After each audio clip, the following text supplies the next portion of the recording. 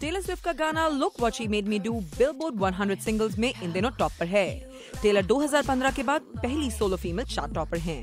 इससे पहले अडेल का गाना हेलो 2015 में पहले नंबर पर आया था।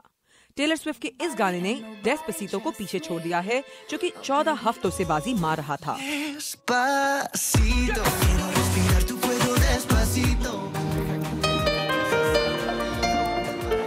एक्टर डोनाल्ड सदरलैंड ने चाहे कभी ऑस्कर अवार्ड ना जीता हो, लेकिन इसका ये मतलब नहीं कि वो हॉलीवुड लेजेंड नहीं है।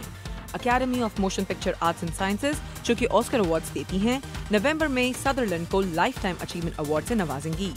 ये अवार्ड उन्हें 50 साल शानदार करियर पर दिया जा रहा है, जिसमें डर्टी डजन, मैश और द हंगर गेम्स जैसी यादगार फिल्म्स शामिल हैं।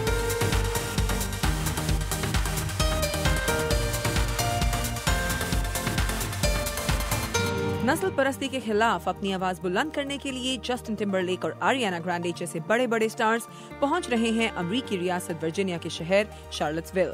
वही शहर जहां 12 अगस्त को सफेद फार्म नस्ल परस्ती की हामियों और मुखलिफी के दरमियान जोरदार लड़ाई में कई लोग जख्मी हुए और नस्ली बाराबारी की हामी एक लड़की गाड़ी के एक हमले में हलाक हो गई।